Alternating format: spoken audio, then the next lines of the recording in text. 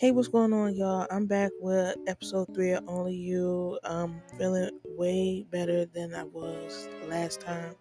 Um, Without further ado, let's get into the video. Don't forget to share and comment for more content.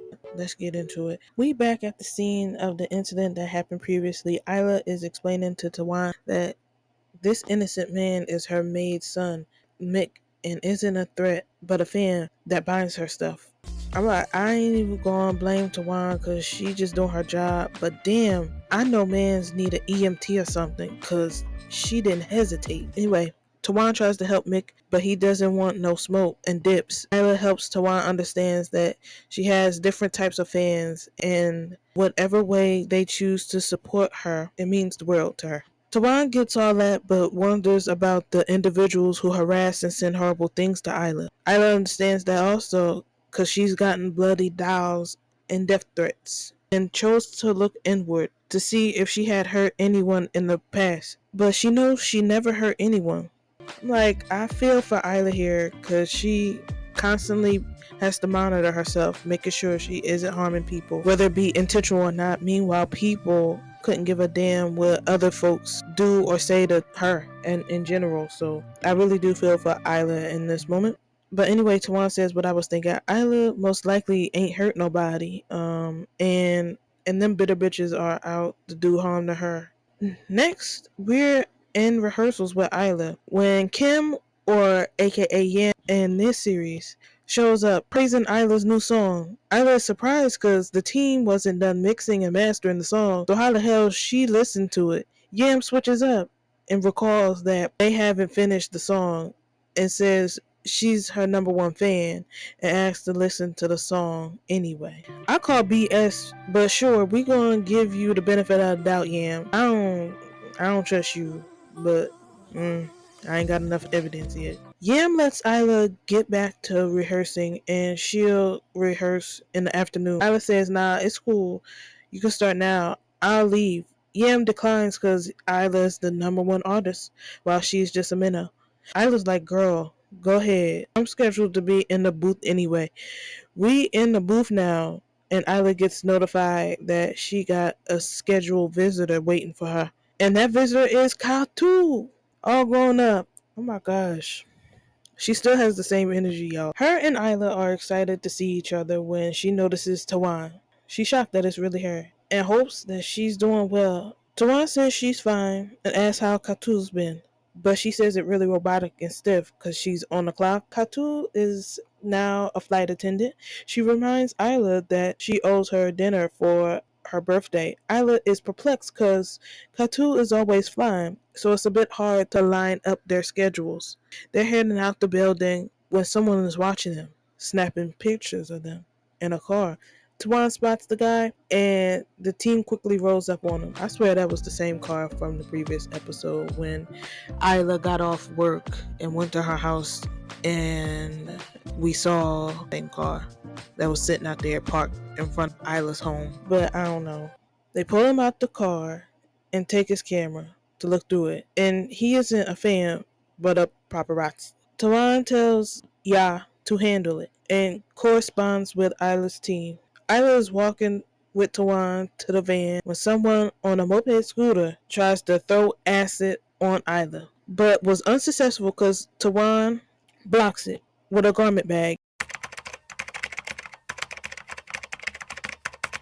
And the individual got away. Side note, I know they got a good reason, but why didn't none of y'all shoot? Y'all drew y'all guns and ain't none of y'all shoot. Why you even draw it? I don't understand it. Maybe it's against the law to open fire, but y'all are tasked to protect Ayla.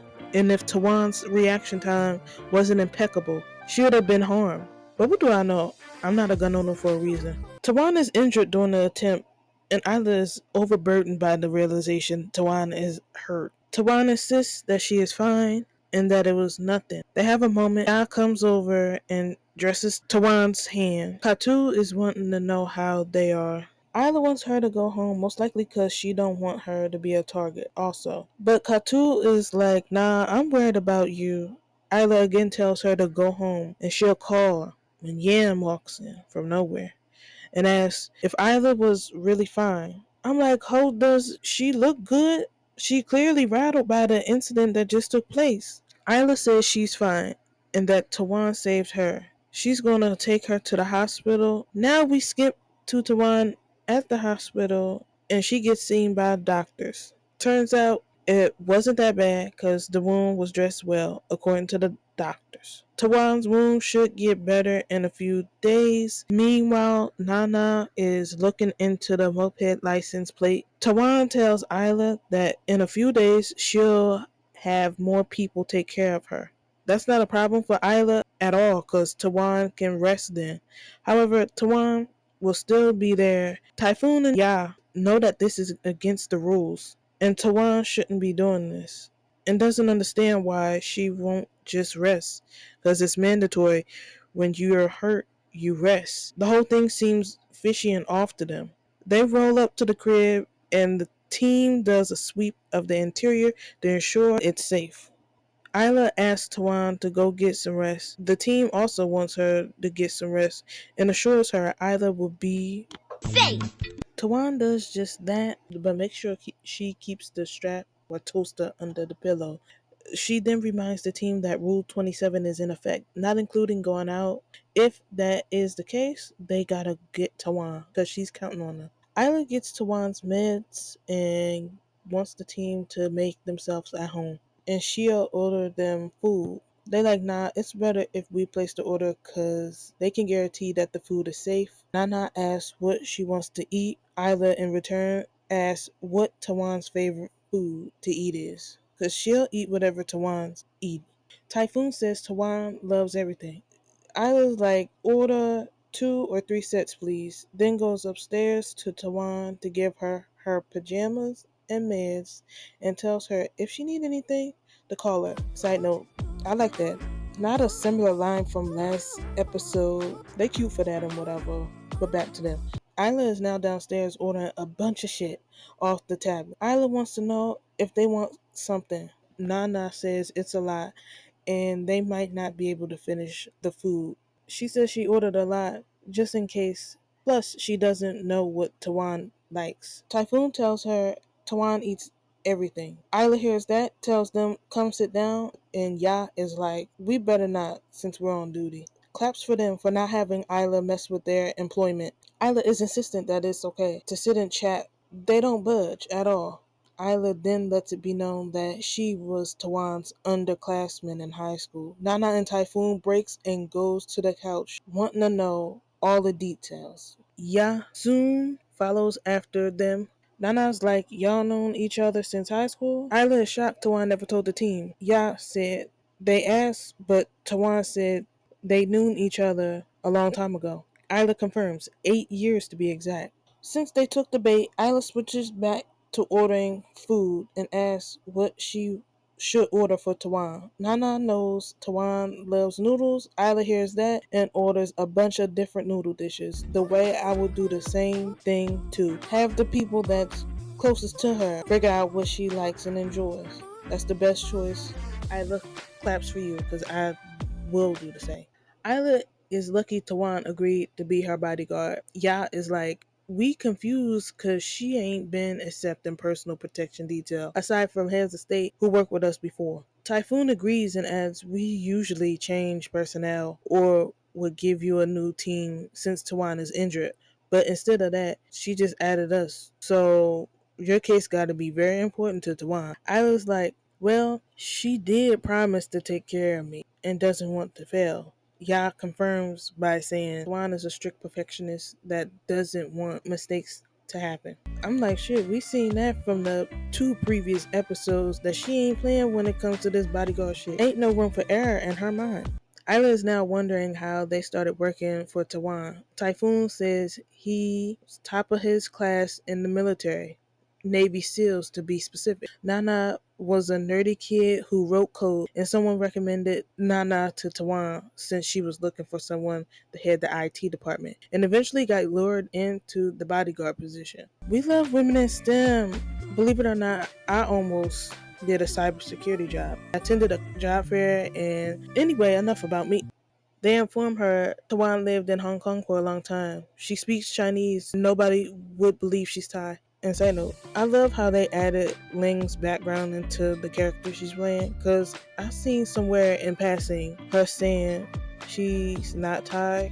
I think she meant that in a cultural sense, not a literal sense, due to the simple fact that she wasn't born and raised in Thailand and feels more connected to the Hong Kong heritage and culture. That's where she spent most of her life. Back to the show. Ya is an ex-cop who quit the job to work for Tawan because she thought the job would fit her better. Ayla still wanted more info on Tawan, saying Tawan works a lot. Does her partner mind? The room is on mute. Crickets. Silent. We go now to Ayla in her PJs in her room on the phone, saying Tawan is single. Katu's like, really? Where's she at right now? Ayla says in the bed sleep. Her people are here taking care of me. Katu goes on to ask if Ayla is okay. She confesses she is not really okay because she feels bad for Tawan getting hurt. Katu reminds her that Tawan is her bodyguard and has to do her job. Plus, if anything was to happen to Ayla while in Tawan's care, her dad will murk her. R.I.P. Tawan. Katu asks if Ayla's dad know about the incident.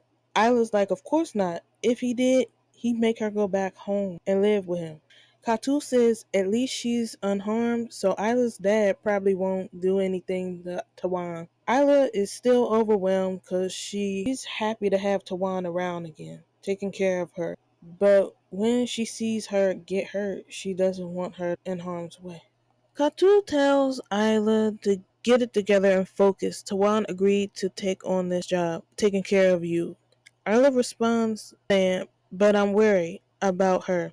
Katu wants Ayla to go take care of Tawan since she's worried about her. Cause Tawan just might give in to Ayla. Ayla is now in Tawan's room. However, Tawan's knocked out. And I'm over here like probably cause them pills she took on an empty stomach. Cause I know I didn't see her eat nothing. She ain't eat a damn thing. Ayla is teary-eyed again, thinking back on all the times Tawan helped her. I think Ayla is struggling because they reunited after so long, and now she has these feelings because she views Tawan solely as a romantic candidate and is having a hard time coming to terms with her job, which is to be a bodyguard. Ya checks on Tawan and sees both of them in the bed sleep. She didn't hesitate to wake Ayla up and tell her to go to her room. Ayla's like, can I just sleep here? Ya says, if Tawan sees her here, they definitely gonna be punished. And I'm with Ya on this one. She already gave her a pass when they was chatting instead of standing guard doing their job. She ain't gonna keep risking her job to appease Ayla. Guess who's up at 5:30 in the morning? It's Tawan. She tells the team they can go home and rest. They ain't move a muscle. Ya is teasing Tawan's PJs, talk about they look cute. Tawan diverts their attention to Ayla, asking if she still sleeps. Nana says, yep, she went to bed around 3 in the morning. Tawan's okay with that. Ya asks her if she's really okay. Tawan says, it's far from my heart. I'm like, girl, just say you alright. Damn. Typhoon is being messy. Talk about, I feel like there's someone kind of close to your heart. Typhoon is my kind of mess. Tawan's getting a little fed up with the teasing and wants them to go home and quit being ridiculous. She also needs to know if she's going to receive the info on the moped license. Nana assures Tawan she'll get the info by noon. Now it's sunny outside, and Ayla wakes up and rushes downstairs, only to find Tawan and Tawan only. She wants an update on how Tawan is feeling. Tawan's like, my hand is better. I'm fine now. Ayla holds Tawan's hand for an uncomfortable amount of time, weeping a little. Tawan had to ask if something was wrong. Ayla rips the band-aid off and wants to terminate the contract. Tawan wants to know why, because she knows that her company didn't make any mistakes. Ayla's like, your company takes great care of me. However, I don't want a repeat of what happened yesterday to happen again. You got hurt because someone tried to hurt me. Tawan declines Ayla's request because that's the reason right there. The attempt on her life. Ayla says she'll buy out the contract so that Tawan's company won't have to pay. Tawan's like, I don't care about none of that shit. Your safety is paramount right now. Your situation is too dangerous for me to let go. But if you're unhappy with how I work, I'll walk away. Applause for Tawan. You didn't sugarcoat the situation. You were direct and calm and got her to understand the gravity of the predicament she was in.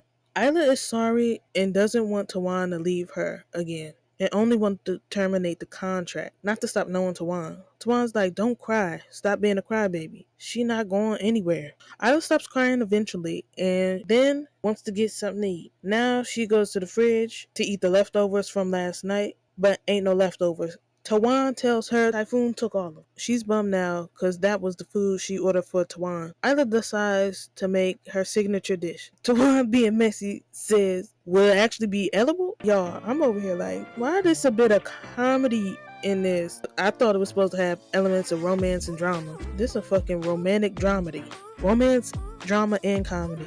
All wrapped in one. Ayla whips up some noodles for Tawan because she knows now that she likes noodles. The phone ring and it's Ayla's boss wanting to know how she's doing. She just found out about the accident.